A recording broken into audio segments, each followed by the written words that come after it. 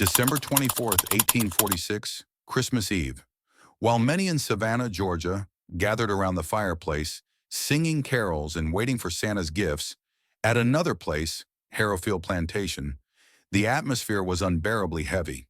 That night began just like every Christmas painted in old pictures. The main house glowing with lights, a feast laid out with wine and roasted turkey, and piano notes echoing through the halls. But this story is no painting.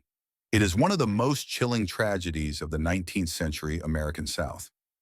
Our main character is Rosa Williams, 29 years old, a house slave at Harrowfield. She was taught to stay silent, bow her head, and smile even when bleeding inside.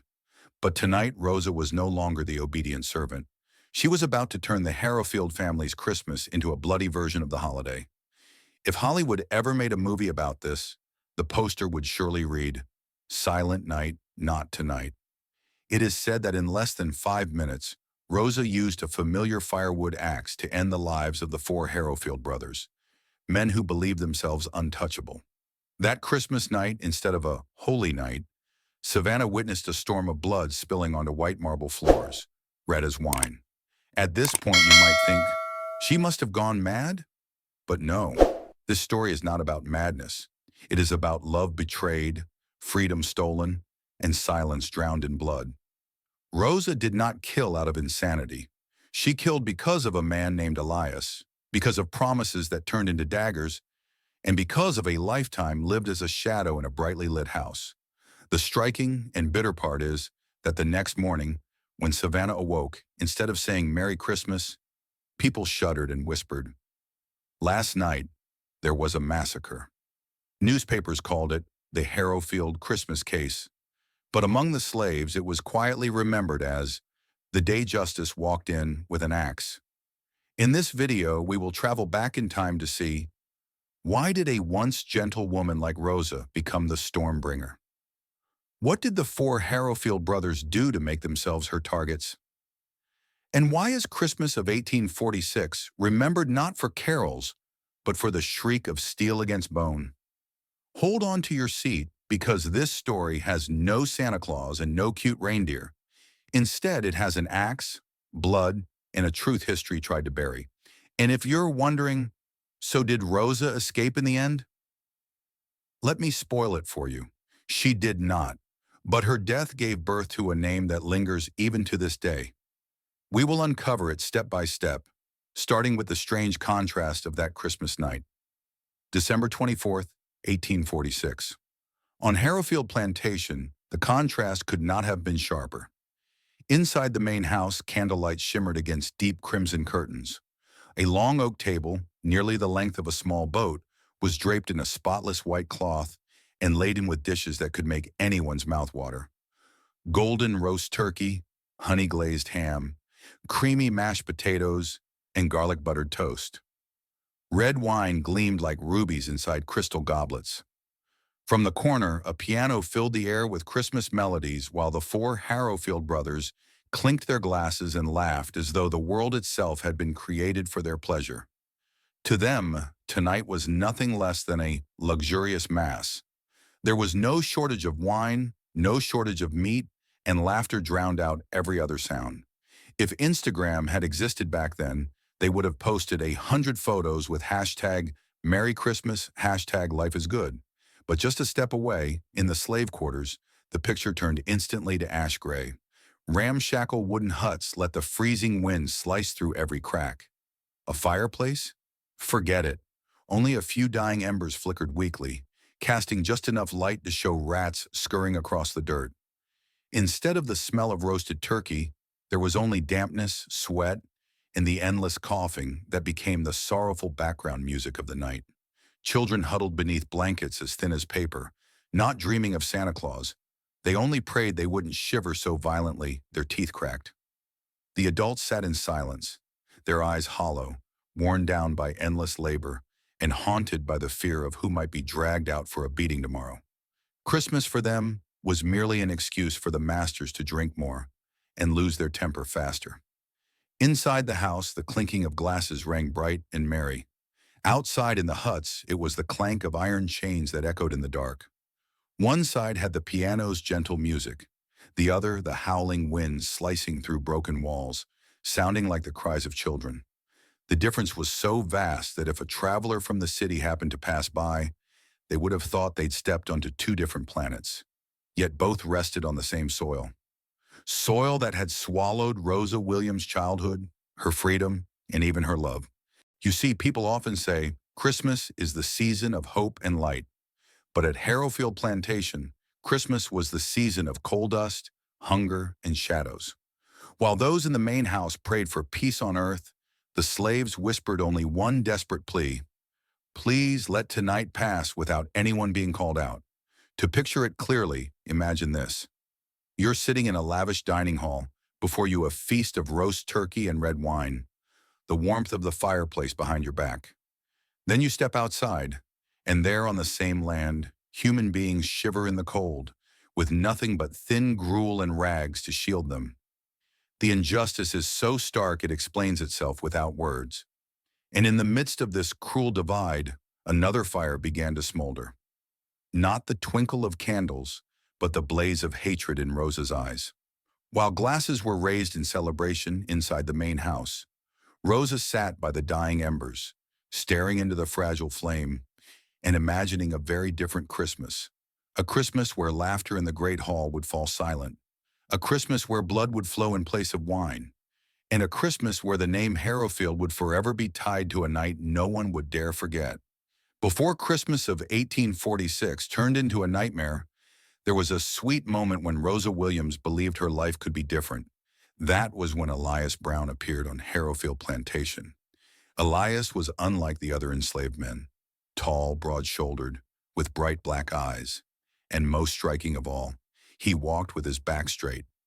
In a world where pain forced people to bow down, Elias's defiance of gravity felt like a defiance of fate itself.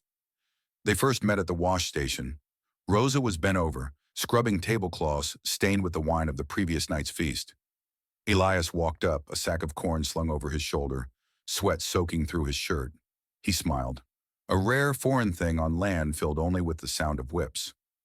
That cloth is already clean, Elias teased lightly. But I think you're scrubbing away sorrow, not stains. Rosa froze for a moment. How long had it been since she'd heard a kind joke? In her world, men only barked orders or shouted. But Elias, he made her feel like a person, not a shadow. From that day, Rosa noticed him. She saw how he quietly helped the elderly carry water, gave up his small share of food for children, and sometimes hummed softly while working. His songs weren't loud, but they were enough to drown out the crack of whips in the distance. At night, beneath the stars over Georgia, Rosa and Elias would secretly meet behind the smokehouse. It was hidden from the overseer's eyes, filled only with the smell of ash and tobacco smoke. They sat close, speaking of things that seemed impossible. "Do you know about Ohio?" Elias whispered. Rosa shook her head. "There, black people are free. You could wear a yellow dress, go to the market, buy apples without asking permission. I've heard of small houses with white roofs, back gardens, and kitchens that always smell of fresh pie." To Rosa, his words sounded like fairy tales, but she never interrupted because she could see he believed in them, and belief was the rarest gift they could give each other. One time Rosa laughed, a genuine laugh, rare as gold. "Do you really think we could leave?" Elias nodded, his eyes blazing. "I'll work, save, find a way to buy our freedom. And if not, we'll run. We'll go to Ohio where cool winds and apple pies are waiting." Hearing that, Rosa rested her head on his shoulder, letting her heart finally beat again after years of silence. For a brief time, her dark life flickered with light. Fragile as it was enough to let Rosa dream. Dream of a yellow dress. Dream of a meal unhurried. Dream of a child who could grow up without the sound of whips. But as with all love stories born in hell, joy always had an expiration date, and harsh reality came knocking soon. One autumn evening, Rosa was summoned to the parlor by Nathaniel Harrowfield. The man sat with legs crossed, pouring wine, smirking. "I know you and that boy Elias have something," he said slowly. "You want freedom, don't you? Then serve obediently until winter ends. Come spring, maybe I'll write you a paper of release." Rosa lowered her head, heart pounding. She didn't dare believe, but she didn't dare resist. For a fleeting moment, Ohio felt within reach. That night she held Elias tightly without a word. She only breathed him in, the warmth, the faint smell of smoke on his shirt. In her mind, she dared to imagine a day with a home, a small garden, and freedom. But that sweet hope was short-lived. For just before that Christmas, Harrowfield proved once again, the promise of a man holding the whip is as fragile as a soap bubble. And when the bubble burst, all that remained in Rosa was emptiness and a fire of vengeance, ready to ignite. If her love for Elias had once been a small candle in the dark, then Nathaniel Harrowfield's promise was the poisoned wind that blew it out. Rosa believed, at least once in her life, that his promise might be real. She worked harder, served more diligently, hoping that spring would bring freedom papers for them both. But spring never arrived. Darkness fell first.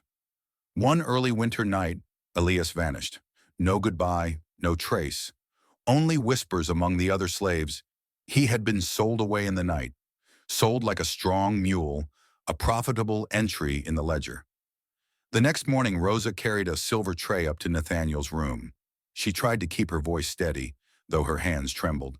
"You said, in the spring." Nathaniel lifted his wineglass and shrugged. "I remember, but Elias was never part of the bargain. He was a tool, and tools can be replaced." Rosa stood frozen, her heart sinking like a stone tied to her chest. As she turned away, her hand brushed against the carving knife on the kitchen table. She didn't pick it up, not yet. But in that instant, the seed of vengeance took root. The news about Elias spread faster than the winter wind. They said he tried to escape just 2 weeks after being sold. He was caught by the creek, one leg shattered by chains. To teach a lesson, the overseers tied him to a tree and took turns breaking the rest of his bones, in full view of the other slaves. They let him die slowly, not for justice, but for sport. No one dared tell Rosa directly, but she heard it all. In the kitchen, at the wash station, in every averted gaze, she pieced together the fragments. And one morning, while folding coats for the Harrowfield brothers, she folded them so tightly it felt like she was wrapping a corpse. No tears fell. No screams escaped. Rosa simply continued her work. But from that day forward, her eyes no longer looked down at the floor. They stared straight ahead, cold as steel. Elias was dead, but in Rosa he still lived, alive in every heartbeat, every heavy breath, and most of all, in the fire growing inside her. If Elias had once promised, "I'll take you to Ohio," Rosa now made her own vow. "I'll bring the axe to every man who stole you from me." Outsiders might call it madness, but to Rosa it was justice. The justice this world had never given to the chained. And on Christmas Eve, 1846, just days after Elias's death, Rosa chose that night to settle the debt in blood. Before Rosa's axe struck, let us meet two of the four villains of Christmas Eve, 1846. And believe me, if there had ever been an award for most hated family in the South, the Harrowfields would have taken first place. Jonathan Harrowfield, the fake philosopher, age 40. Jonathan, the eldest, fancied himself an intellectual. He could rattle off long strings of Latin, quote Aristotle, and end with lofty lines like, "Discipline is the foundation of order." It sounded profound until you realized that every time he said it, a slave was whipped. Jonathan kept a diary, but instead of poetry or philosophy, he meticulously recorded lash counts and profits from selling human beings. In other words, the diary of a villain. If Hollywood ever made a movie, this would be the prop book audiences would want to throw straight into the fire. The worst part? Jonathan believed himself merciful. When ordering punishment, he would speak in a warm, almost pastoral tone, saying things like, "I do this so you will be grateful to still be alive." After hearing that, anyone would rather wish for death. If Plato had risen from the grave and heard Jonathan's wisdom, the great Greek philosopher might have quit philosophy altogether and taken up selling wine instead. Peter Harrowfield, The Poisoned Smile, age 37. Unlike Jonathan, Peter didn't bother pretending to be wise. He preferred to smile, always smiling, but not the kind of smile that put you at ease. It was the kind that chilled your spine, the kind you'd see on a cat toying with a dying mouse. Peter had a sickening hobby: young girls. He whispered sweet lies, handed out cheap ribbons, and called them favors. Had social media existed back then, Peter would have topped every most dangerous block immediately list. The kitchen staff still whispered about Elsie, a 12-year-old girl Peter chose. Weeks later, she vanished. The Harrowfields claimed she was sent north to school. But no one believed that. There is no school that teaches children with wounds and blood. Peter knew how to hide his crimes. He rarely left bruises on his victims' faces. He didn't want to ruin their beauty. But Rosa, working in the kitchen, often found bloodstains on bed linens and scraps of fabric stuffed hurriedly into the ash pit. To her, each small piece of evidence cut deeper than any blade. If Jonathan embodied the hypocrisy of intellect, Peter embodied the hypocrisy of affection. One cloaked cruelty with order, the other with love, but both were nothing more than polished masks for savagery. Rosa watching, for years, Rosa mastered the art of silence and observation. She knew Jonathan lingered late in his study with books and wine. She knew Peter never began his hunt without first drowning his victims in drink. And she remembered it all, not on paper, but carved into her mind, hardened by blood and tears. If you've ever played chess, you know. To win, you must know your opponent's every move. For Rosa, each habit, each weakness of the Harrowfield brothers was a piece on the board, positions she had been silently arranging for years. And on Christmas Eve, 1846, Rosa's axe did not just break bones. It shattered the carefully crafted masks of false virtue that Jonathan and Peter had worn all their lives. If Jonathan was the fake philosopher and Peter the smile laced with poison, then the two younger Harrowfield brothers were the perfect blend of hypocrisy and raw violence. Silas Harrowfield, the preacher of the whip, age 33. Silas always wore a shining cross on his chest, lips muttering scripture. Every Sunday he gathered the slaves in the yard, forced them to stand under the scorching sun with heads bowed, while he delivered his booming sermons as if God himself had taken hold of his voice. But the cruel irony? After every passage of "Love thy neighbor," Silas would raise a finger, his signal for the overseer to crack the whip. To him, the screams of torn flesh were the hymns of obedience. In his office, Silas kept a thick book he called the Book of Sins. It contained no financial records, only names of slaves, each offense, and the number of lashes ordered. Everything aligned neatly, carefully, like a perfect accountant's ledger. Except here, the numbers weren't dollars. They were blood. People said Silas could recite the Bible cover to cover, yet somehow he forgot its simplest commandment: thou shalt not kill. If there had been an award for Best Hypocrite of the 19th century, Silas would have taken the golden statue. The Oscars themselves might have been renamed the Silas Award. Thomas Harrowfield, the storm in human skin, age 25. Unlike his brothers, Thomas didn't bother with masks. No philosophy, no false kindness, no hiding behind scripture. Thomas was simply a storm wearing the face of a man. He was infamous for his temper. Once, when a slave child coughed while serving food, Thomas pulled out his pistol and fired.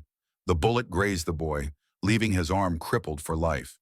For Thomas, causing pain was as ordinary as drinking his morning whiskey. Drunk, he smashed furniture, kicked dogs and horses, then laughed like a man possessed. Sober, he was worse. Cold eyes, a pistol always at his side, and a reputation that made the household whisper, "Beware the youngest. He doesn't need a reason to kill." Rosa had seen him fire shots just for amusement. A sparrow perched on a fence. Bang, feathers scattered. A slave spilled water. Bang, blood on the floor. For him, life was no more than a cheap distraction. If Jonathan and Peter made people sick with their deceit, Thomas inspired pure terror, the kind of fear that wore no disguise. Rosa watching. Over the years, Rosa quietly studied each of them. She knew Silas often drank himself to sleep, muttering prayers before collapsing in his chair. She knew Thomas always carried his pistol, but when drunk, his hands shook so badly he could barely hit his own reflection. What seemed like small details were, for Rosa, cracks in their armor. And on Christmas Eve, 1846, she would turn those cracks into their graves. The Harrowfield Quartet, four brothers, each with their own brand of cruelty, yet all sharing one belief, that they were untouchable. They dined on blood, thrived on fear, and believed hell would never come knocking. But they didn't see, in the darkness of the slave quarters, a pair of eyes fixed on them, hands that had grown accustomed to the weight of an axe, and a heart that had forgotten how to tremble. Christmas, 1846. Those four men would learn one truth. Evil is never safe, not even beneath laughter and wine. There's a saying, when a woman stays silent longer than usual, be careful. And for Rosa Williams, her silence in those final days of December 1846 was nothing less than the storm waiting to erupt. After Elias's death, Rosa no longer wept, no longer smiled. She only worked and watched. To outsiders, she seemed resigned, as though she had accepted her fate. But in truth, Rosa was turning each passing day into a rehearsal for the bloody play that would unfold on Christmas night. Rosa never learned to read or write, but her memory was razor sharp. Every night while washing dishes, she etched details into her mind. Jonathan stayed late in his study, always with wine at his side. Peter seduced his prey with sweet wine before dragging them to his room. Silas, after preaching scripture, often nodded off in his armchair, his head heavy as stone. One swing of an axe could end him. Thomas, drunk, paced the halls with his pistol strapped on, but his left foot dragged after being kicked by a horse. Every detail Rosa kept as treasure, not on paper, but in memory engraved with blood and tears. For years, Rosa had been tasked with splitting wood for the main kitchen. The rough-handled axe had become second nature in her grip. By day, it was just a tool for cooking, but when the candles went out, in Rosa's eyes, it became the blade of justice. She cleaned it, sharpened it, and hid it beneath stacks of dry wood near the smokehouse. Each time she tested it, she inhaled deeply, listening to the crack of timber. That sound whispered to her, "One day, their bones will break just the same." Don't think Rosa simply sat and waited. She practiced every day, silently, discreetly. Splitting logs, she measured the strength of her swing. Carrying wood, she tested her steps, learning how to move without making the floorboards creak. Sometimes other slaves saw her standing, frozen by the doorway, staring at the staircase. They thought grief had broken her mind, but Rosa was counting the creaking steps, knowing which to avoid when the night of reckoning came. The irony was that her obedience made the Harrowfields careless. She never argued, never raised her head. They thought of Rosa as furniture, there but barely noticed. Had there been an Oscar for Most Silent Servant, Rosa would have won easily, but the audience on Christmas night would not clap. They would scream, and that was the ovation she had been waiting for. As Christmas drew closer, Rosa's eyes grew colder. She swept the dining hall, set the feast, her hands moving swiftly, her lips pressed tight. Inside, she was counting down the days. Beyond the plantation, the city of Savannah buzzed with candles, gifts, and blessings of peace. But within Rosa's heart, there was only one prayer. Let the axe strike true. And when the clock struck 12 on Christmas Eve, 1846, Rosa's silence would finally explode into a roar that shook the entire Harrowfield family. Christmas Eve, December 24th, 1846. The Harrowfield clock struck 12, its chimes echoing like the opening drum roll of a play no one wished to see. In the banquet hall, the four Harrowfield brothers were still lost in their revelry. Wine flowed like rivers. Laughter boomed as though suffering had never existed in the world. But Rosa knew, in just minutes, that laughter would twist into screams. Jonathan, as was his habit, slipped away from the noise to his study. He carried a glass of wine, a thick ledger, and a quill. Another night of writing about order, discipline, and calculations that turned human lives into neat numbers. The door creaked open. Rosa entered, arms full of folded linens. To Jonathan, she was nothing more than Rosa, the invisible servant. He didn't bother to lift his head. "Set them there," he muttered, voice hoarse with drink. Rosa laid the linens down, her eyes flicking to the glass of wine. The ledger, the bowed head. She walked slowly to the wooden cabinet, where, earlier that afternoon, she had hidden an axe wrapped in white cloth. Jonathan only heard the faint rush of air cutting through the silence. He looked up, eyes widening. Too late. Thud. The sound was sharp, like wood split in two. Jonathan collapsed across his desk, the red wine spilling, soaking the pages scrawled with his philosophy. Was it wine or blood? No one could tell. If anyone ever read the Ledger of Order again, they would find its final page marked with a thick crimson stain. The last footnote of history. Order had been cleaved in half. Meanwhile, Peter Harrowfield was not in the banquet hall. He had slipped upstairs, dragging a girl, no older than 15, from the kitchen into his private chamber. Rosa had seen it. She had seen the girl's terrified eyes as Peter pulled her away. The staircase groaned under Rosa's careful steps. She moved like a shadow. Down the dark corridor, a thin beam of lamplight spilled through the crack of Peter's door. Inside, the clink of wine and a slurred laugh. Rosa knocked lightly. The door cracked open.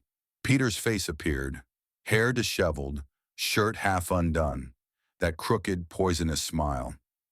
"Rosa, what is it? Fetch me more wine." He never finished. The axe flashed in the lamplight, falling like a lightning strike. Crunch! The first blow struck his shoulder, spraying blood across the wooden wall.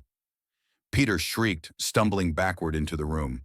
The girl screamed, scrambling under the bed. Rosa strode in, steady, unstoppable. Peter clawed toward the fireplace, hand trembling for the poker. But before his fingers touched it, the axe came down again. Crack!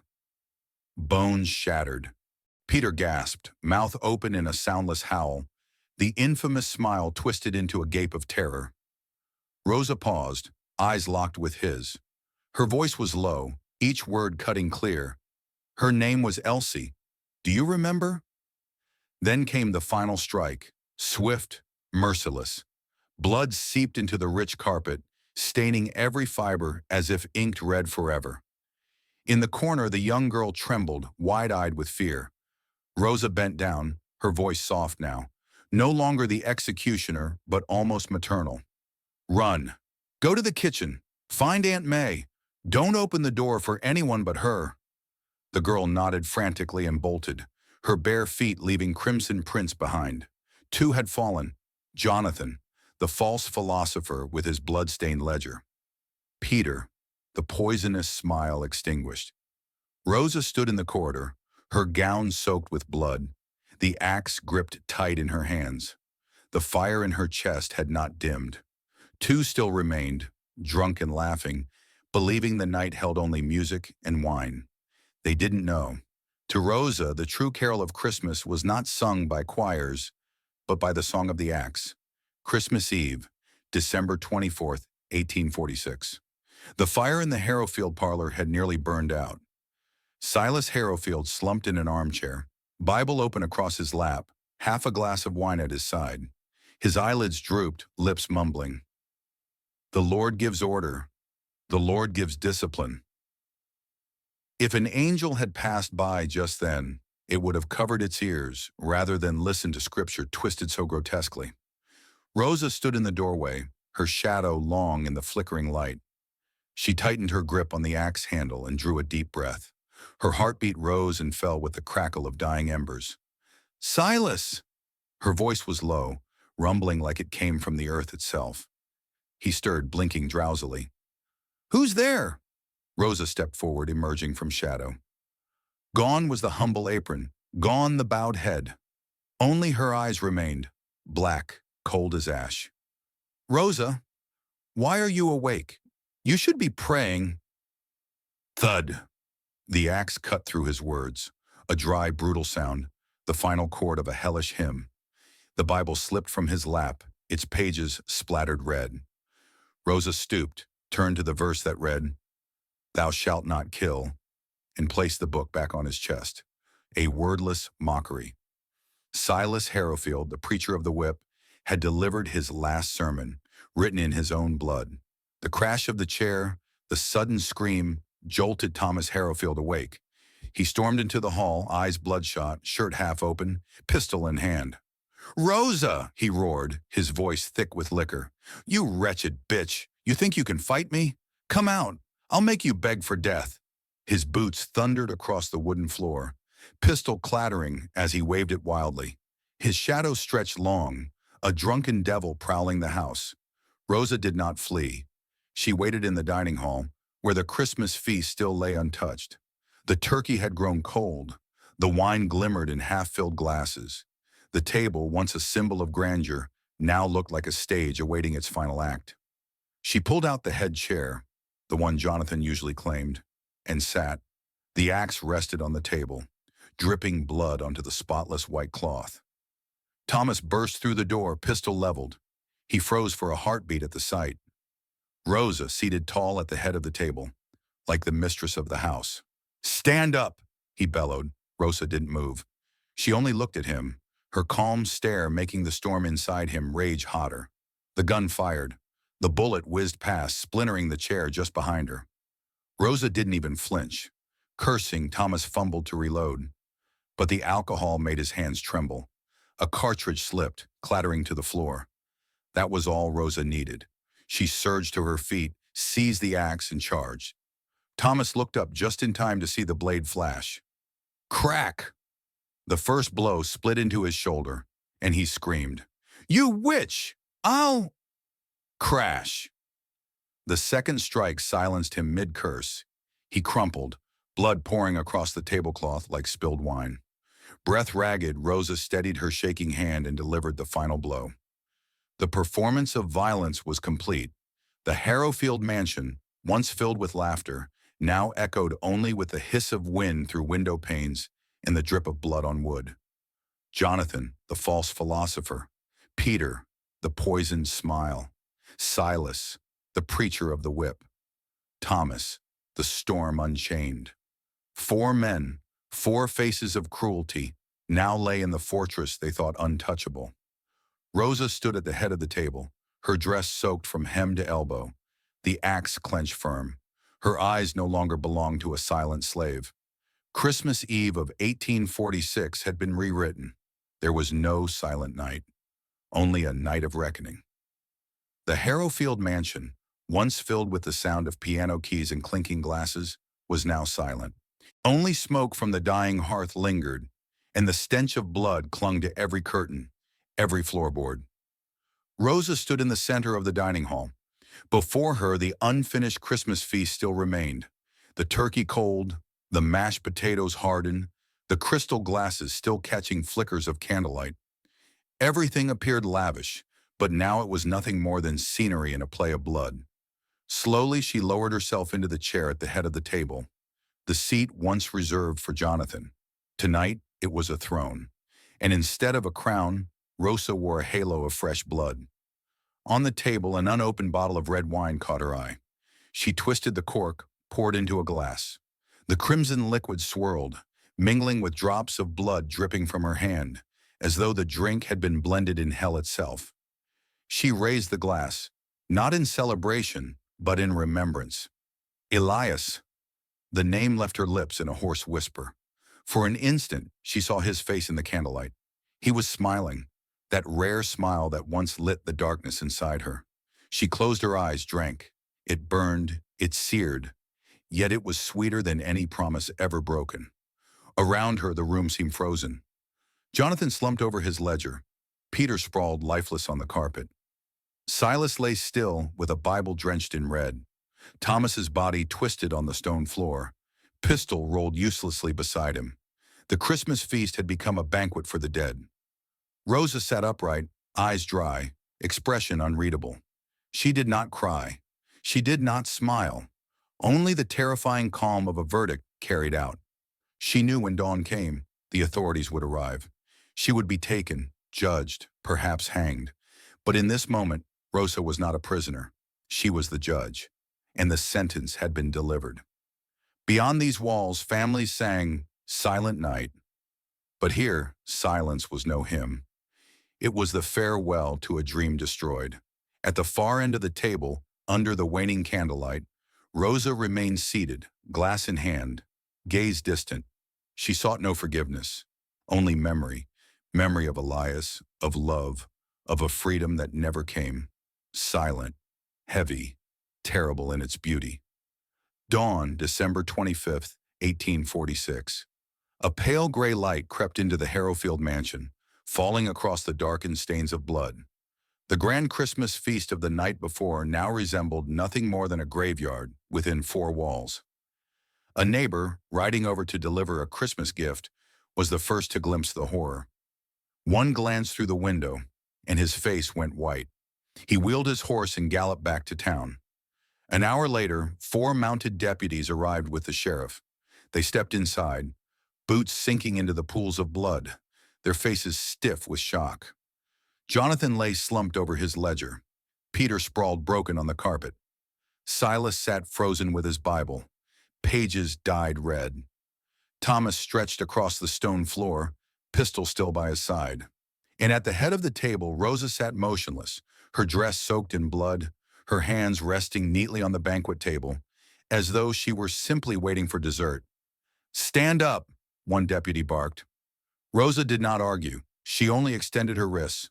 The rope bit into her skin, blood welling at her wrists, but her eyes never flickered. She walked out of the mansion like a dethroned queen, steadfast, unshaken. That afternoon, Savannah's newspapers exploded. The headline blared across the front page. "The Harrowfield Massacre. 4 brothers slain by a house slave." The Savannah Courier declared, "An act of madness, a brutality without precedent, shaking all of Georgia." But in the slave quarters, the whispers were different. "She did what we only ever dreamed." 3 days later, Rosa was brought to trial. The courtroom overflowed with onlookers, neighboring plantation owners, townsfolk, the curious. Everyone wanted to see with their own eyes the woman who had turned Christmas Eve into a night of blood. The judge struck his gavel, voice dry as parchment. "Defendant Rosa Williams, you are charged with the murder of 4 white men of the Harrowfield family. Do you have anything to say in your defense?" Rosa rose, her back straight, her gaze sweeping across the crowd. Silence gripped the room. They expected her to weep, to beg, to deny. Instead, she spoke one sentence, steady and cold. "I only did what they themselves taught me." The chamber erupted. Gasps, shouts, cries for the gallows. But Rosa's eyes never left the judge, as though piercing straight into his soul. The trial lasted barely 2 days. No lawyer was allowed to defend her. No witness permitted to speak. The jury needed only 30 minutes to deliver its verdict. Death by hanging. In her cell, Rosa sat by a narrow window slit. Light spilled across her stern face. She neither cried nor pleaded. The jailer swore that every night he heard her whispering names: Elias, Elsie, Grace, Hector, as if reciting an endless litany. For Rosa, the trial was not an end. It was merely the continuation of a tragedy she had lived her entire life. And if the rope was to be the final chapter, at least she knew one thing: she would not die in silence. The day of the execution dawned cold and gray over Savannah. Rosa Williams was led to the gallows in a plain white dress, the color the judge had declared fitting for solemnity. But to those gathered outside, that white was not solemn. It was a banner of silent rebellion. The crowd stood hushed. Some spat at her feet, others hurled curses. Yet there were also lowered eyes, furtive glances, enslaved men and women standing at the edges, whispering Rosa's name like a prayer. The soldier read the sentence aloud. "A crime that cannot be forgiven. The punishment is death by hanging." Rosa did not blink. When asked for her final words, she lifted her chin, her voice ringing out across the square. "I did what they taught me, violence. But at least that night, I used it to give justice back." No tears, no plea for mercy. The trapdoor fell. Rosa's body dropped, but her eyes, the eyes of a woman who had dared to defy the Harrowfield dynasty, etched themselves into the memory of all who saw. Authorities buried her in an unmarked grave, hoping her name would fade. But memory is not so easily buried. Within weeks, in the shanties on Savannah's outskirts, children were whispering tales of the woman with the axe on Christmas night. Mothers hummed lullabies that carried her name in hushed tones. Around fire pits, men recounted in low voices. She sat at their table, raised the glass of blood wine, and did not tremble. Her story spread beyond Georgia, carried on trade routes, passed in whispers. In Alabama, someone carved Rosa into the bark of an old oak. In Louisiana, slaves murmured, "If Rosa stood up, then one day, so can we." To the slave owners, Rosa was nothing but a mad murderess. But to the enslaved, she became a symbol that even the silenced could speak, with steel, a symbol that memory, though buried, rises like wild grass. The more you tear it out, the faster it spreads. And so each Christmas, as church bells rang, in the darkness of slave cabins, there came a murmur. Do you remember Christmas Eve of 1846? The night Rosa turned silence into justice? No books, no monuments. Yet Rosa Williams lived on in memory, an eternal reminder that even the quietest woman could make the world tremble with a single swing of an axe.